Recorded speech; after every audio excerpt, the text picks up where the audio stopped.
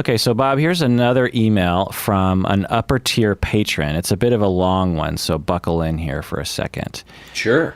They write, several months ago, I experienced a significant increase in my depression and anxiety symptoms. I wanted to die, and I was struggling to function at work, in my relationships, and at home. I've been suicidal for about 13 years, so I already had a plan in place and knew to get the materials to follow through with the suicide. I had no social support. I told my therapist that I needed more help and asked if we could increase our sessions to twice a week or explore intensive outpatient programs. My hope was that this would prevent a downward spiral by increasing the amount of care I was getting. My therapist, she said that she does not see clients twice a week unless the client is likely to attempt suicide in the 7 days between sessions. Since I was not in imminent danger, according to her, I continued to see her once a week. She didn't think intensive outpatient was appropriate either, but we did not have a chance to discuss it further. However, she did say that seeing me once a week would keep me from being dependent on therapy. Why do most therapists see their patients for 50 minutes once a week? Is there research to support this? Is it a matter of convenience for scheduling and billing? Does seeing a client twice a week versus once a week have any effect on how quickly they make progress?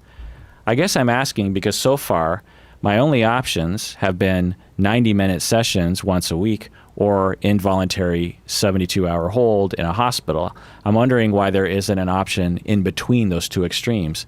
End of email. Bob, what do you think? Wow. This is a great email and fascinating thing to think about, but the first thing that comes to mind is, oh, this poor person and the hell they went through. I think therapists have some weirdo idea about clients becoming dependent and thinking that that's a bad thing. Actually, that's a good thing.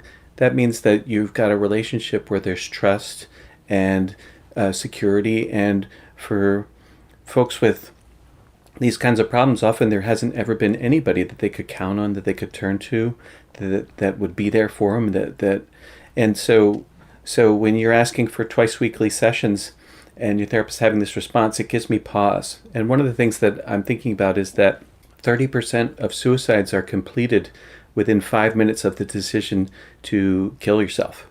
So 30% of people who kill themselves, who actually succeed in killing themselves, only give it 5 minutes of consideration before they act. And so when a person says, well, you're not in danger for 7 days, I'm thinking, well, it's really hard to assess that with any kind of consistent accuracy. It might be true today, but not true tomorrow or even tonight. So that I'm sorry that you went through that, and I don't mean to criticize your therapist, but at the same time, I don't think that your request is at all unreasonable. And I think that there's two things that happen. One is there's actually another time of seeing somebody who cares for you, who gives you support. But even aside from that, when you make a request like that, which is kind of a vulnerable thing to do, your therapist has a chance to kind of demonstrate with their willingness that they care about you, and that goes a long way. In other words, the yes has more to do with just, are we going to meet on Monday and Thursday? It's like, yes, I care about you. Yes, you're important to me. Yes, I want you to survive, and your welfare and your well-being really matter, right? Like, what a great message. And unfortunately, therapists are products of American culture, and we have a weird notion about what it is to be a functional human. We thrive on self-sufficiency, and we have sections in the bookstore that are called self-help, which I got to tell you, Kirk, I hate those books because I can never fucking finish them. I might have some motivation at the beginning to read this book. It's like this could really, and it might have really good information in it, but I can never see it through. And so if I ever want to learn anything, I've got to find somebody to teach me because I'm a relational human, and I think I'm typical. So the idea that we are supposed to be these self-sufficient little packets of mental well-being, I think is false. That what it is to be an individual is, what it is to be a human is more than just to be an individual. It's to be a member of a community or a family or whatever you want to call it. And therapy has the possibility of offering that kind of security and safety and care and love, if we want to call it that, which, therapists have a hard time with that word too. Not me, but I think it's a fine word to use because it's not like we stop being people. Geez, I'm on a soapbox here. No, I love it. 100 billion%. Yeah. I've been silently reveling in what you're saying, and because I've been on those soapbox many times as well. And the fact that you and I are friends and we see completely eye to eye on this issue. Yeah, it's funny that we do, because you come from, we met in grad school. We did training in grad school together. We shared a lot of classes together. And then you went into your career and I went into mine, and they went these different tracks. You're doing what you're doing, and what I'm doing. And I noticed that you invited me on the podcast, it's been 2.5 years now? We see eye to eye on a lot of shit. It's like you got where you are, your path, and I got where I am, my path. And yet our paths are converging yet again. It's really heartening, actually. Yeah, it is interesting because I think 10 years ago, 15 years ago, we might have seen things differently more often.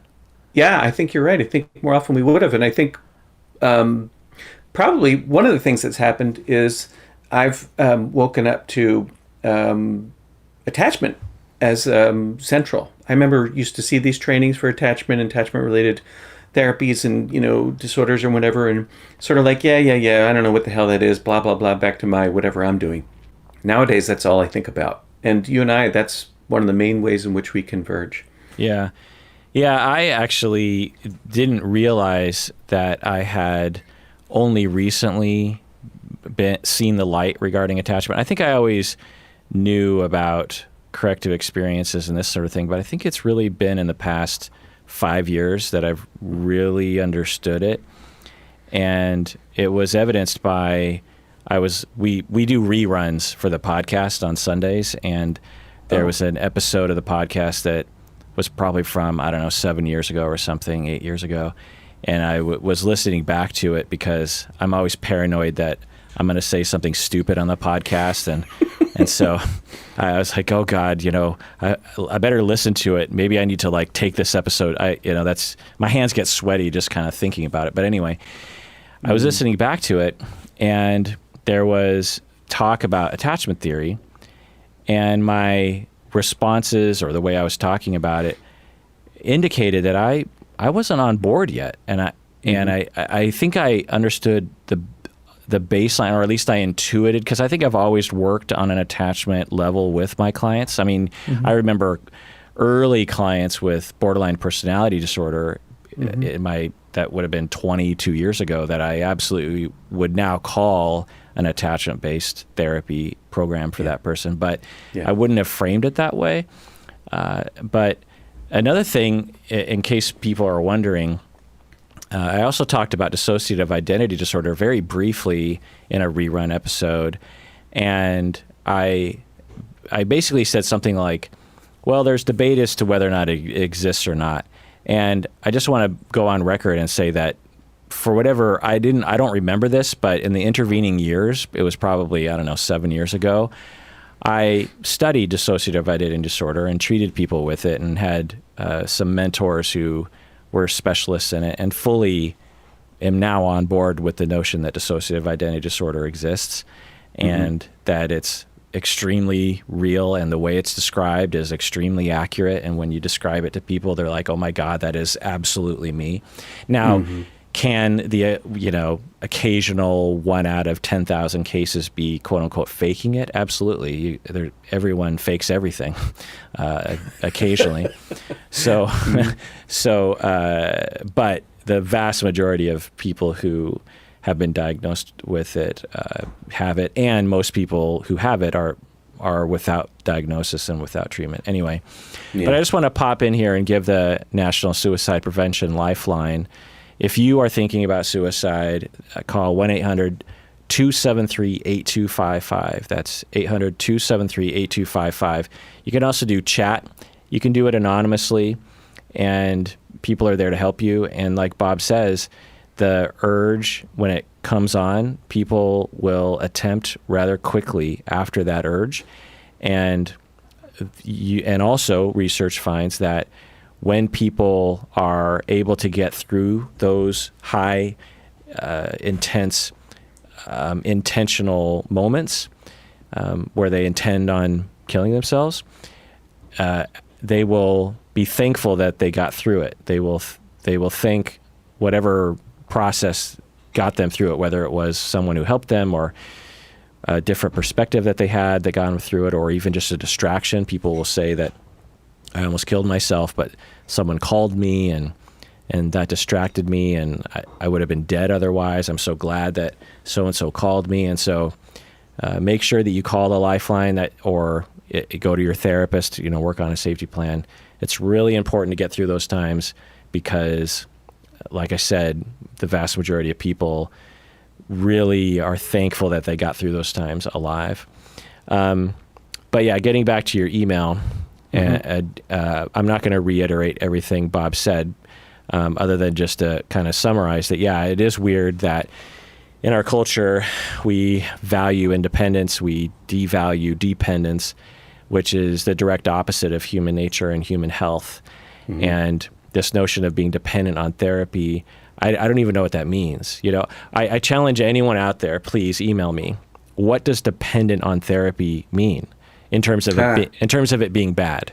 Right. Like, give me an example of a client that was harmed by being quote unquote dependent on therapy. I'm guessing you can't come up with one other than some kind of cultural criticism, like, well, you should be able to do things on your own. And unless it's something, if it's something like that, like, that's just silly. But, I could imagine a very rare once in a million thing where maybe it's like they become dependent and they can't, it actually, they go to therapy just because they go to therapy for therapy's sake, even though the therapy isn't really helping them. Like, I guess now that I'm walking myself through it, the only time when one of the times, and maybe the only time, dependency is a bad thing is when the therapist is a bad therapist. Right? Like, if you become dependent on a therapist, because I've actually seen that. I've seen some people who become dependent on their therapist partially because their therapist is bad. Like, their therapist fosters like a very friendship or even a romantic kind of relationship with their clients, and the clients become even more dependent because it's now edging towards or is a romantic kind of relationship. And so it's involving a different set of dependencies. And so I could see that happening. But as Bob says, dependency actually means therapy is working most of the time, not all the time. Good therapy means a strong relationship that allows people to have corrective emotional experiences. In order to have corrective experiences, the relationship has to be deep. And by definition, for a lot of people, that's going to mean that the clients are going to depend on their therapist. When I go to my therapist, I depend on her. I need her. When I am upset about something and session is in 3 days, I am kind of bummed out. I'm like, I wish session was today because I depend on her. What the fuck is wrong with that, people? Anyway, so getting back to kind of the core of your question here, anonymous upper tier patron, is you're saying, my therapist says that she won't see me for any more than 50-minute sessions a week. And it's like there's either one session a week or involuntary hold at hospital because I'm threatening to kill myself. Right. Why isn't there anything in between? Well, the thing is there are things in between. Your therapist just is refusing to do that. It's totally fine for therapy to diverge from 50 minutes once a week. I'll tell you that most of my clients are not 50 minutes once per week. Most of my clients are less than once a week, meaning every other week or once a month or something like that. Mm-hmm. And certainly when I would have a client who was a bit, high risk of suicide, but not imminent, meaning, imminent is usually hospitalization. So if they are, less than imminent risk, then I absolutely will increase sessions. In fact, a common suicide protocol prevention is to increase sessions per week. It's explicitly stated in the standard of practice that an in-between step between hospitalization is to actually increase sessions per week, twice a week, 3 times a week. Now, it's totally fine if a therapist isn't willing to do that. They might not be able to accommodate that. Yeah. Because their week doesn't accommodate that. Maybe they don't want to be that sort of therapist because that's just not what they got into this business to do. Mm-hmm. Maybe insurance, for whatever reason, won't pay for it. Or if the therapist genuinely thinks it's overkill and a waste of time, that's okay too. But they would have to justify that to the client. They'd have to say, look, my opinion is that would be overkill. And my opinion is that it actually wouldn't help you. And it would be a waste of your time. And that's why I'm saying X, Y, and Z. But it doesn't sound like this therapist is saying that. It sounds like the therapist is just saying, no, it's unethical or something to do sort it of a more. rigid stance. Yeah, like it's the standard of practice. Like, no, you're asking for something that no therapist would do or should do, which is just ignorant and silly. Now, we don't know because we're not there to talk to the therapist. So know that.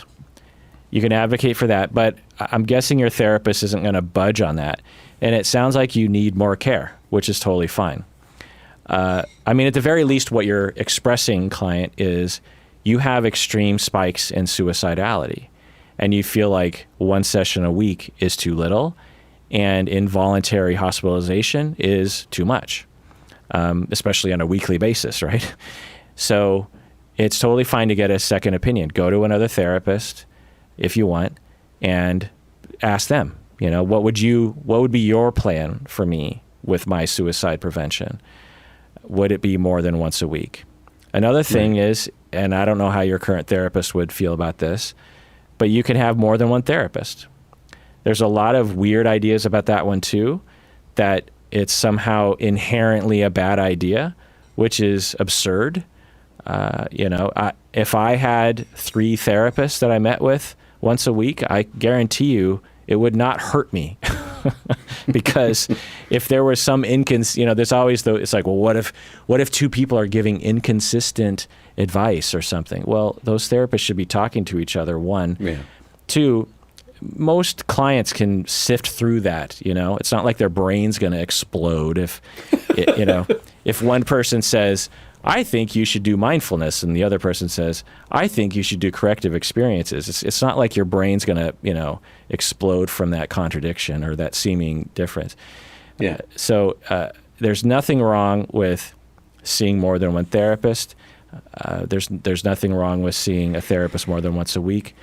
If you feel like you're not getting the care that you need to keep you safe, then definitely seek a second opinion in your area and get the care that you need to keep you alive, because you absolutely deserve that.